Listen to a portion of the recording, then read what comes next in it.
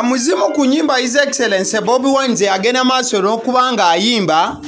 Mwe mwali akayimba mwe yakubira layini yali egamba nti abo abalemerako be bagenda maaso n'okuba nti bawangula mu buufu obumu oba obulala, wabula enjogera eyo oba akayimba ako kennyini ke yagenda maaso n'okuba ng'akuba kagenda maaso n'okuba nga katuukiramu ebyo byagenda maaso n'okuba ng'akola buli lunaku olugenda maaso n'okuba nga luyitawo.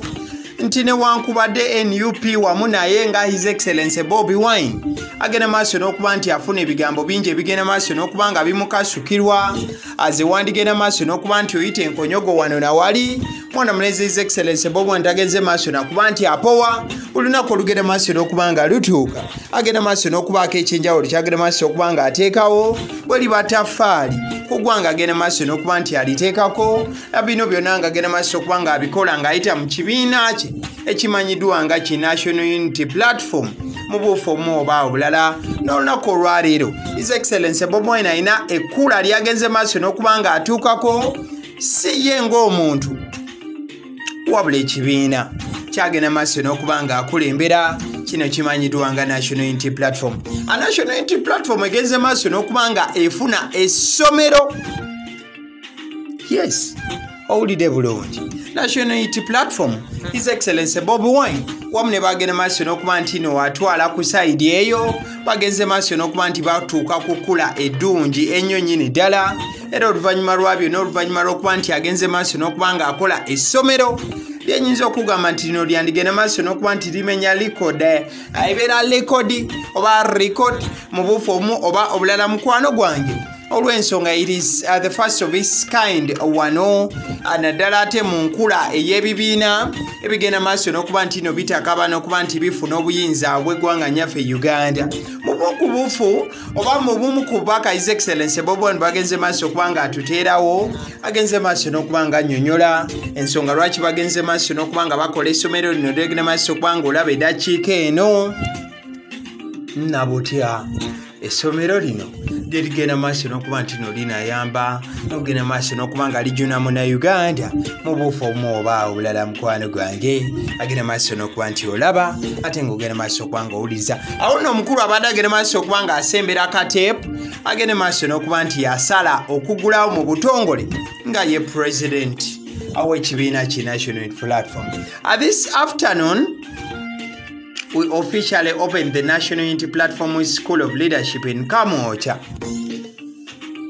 The courses to be offered at the school are intended to equip our current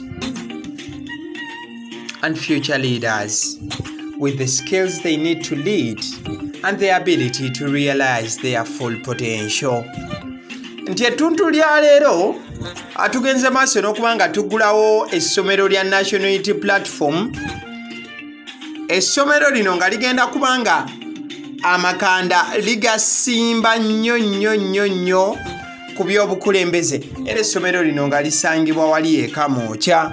Agamba nti agamu ku masomo agagenda okuba nga gasomebwa mu ssomero lino gagendereddwamu okubeera nga gateekateeka abakulembeze b'enkya n'okuba nti gabawa obumanyirivu obwo bwe beetaaga okubeera nti bakulembera, ate n'enkizo n'essimba mu kubeera nti bayesimbawo n'okubeera abakulembeze ab'enjawulo.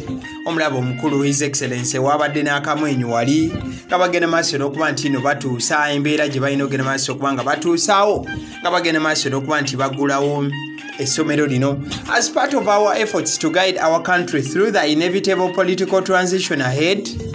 The NUP School of Leadership is purposed to be a factory from which a new generation of leaders shall emerge. Bobi Wine wagenze maaso n'okuba nga annyonnyera nti eno negenda kubeera factory nnambirira mu bagenda okuba nga bajja abakulembeze ate abanaayambako okubeera nti baleeta enkyukakyuka mu ggwanga. Era eggwanga enkyukakyuka gye bagenda maaso okuba nti nno lyetaaga oba eggwanga gye ligenda maaso n'okuba nti linoonya mu buufu obumu ate era obulala.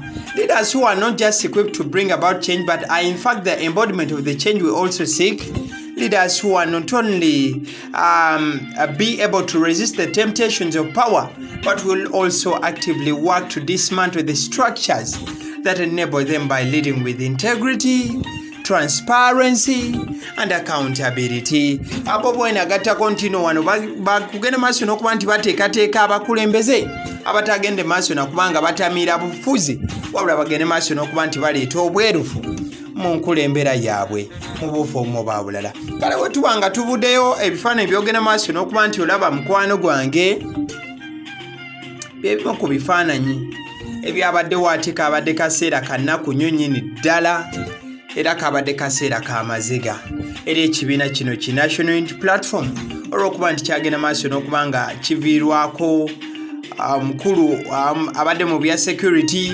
Omukulu oyo gw'olaba amanyiddwa nga Okwai James Wasoti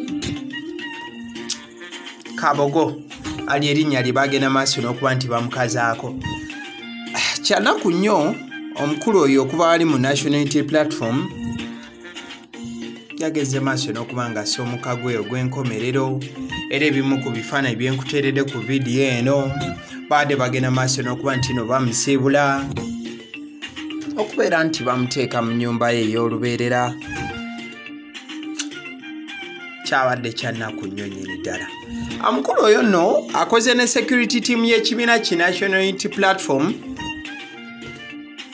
okuva mu kalulu k'ekyaddondo bamujjukira bulungi His Excellency Bobi Wine bwe yagenda maaso n'okuba nti yeesimbawo ng'omubaka wa Kyaddondo. Omukulu oyo bambi abadde amanyiddwa nga Okwai James Wasoti oba Kabogo bwe yagenda maaso n'okuba nti no yeegatta ku His Excellency Bobi Wine.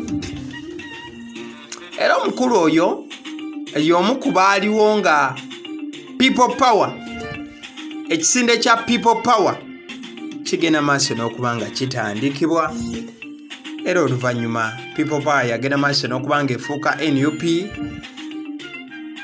era mwana mulenzi oyo yagenda maaso n'okuba nti aweebwa ekifo kya Head of Gate Security wali mu National Unity Platform era ng'omulimu ogwo bambi yagukola bulungi nnyo nnyini ddala paka we yagenze maaso n'okuba nga bamulamu obw'ensi eno. So kwabadde kwaziirana byabadde biwoobe, yabadde nnaku njereere era enjego yabadde y'amaanyi nnyo nnyini ddala nga bagenda maaso n'okuba nti bateekateeka.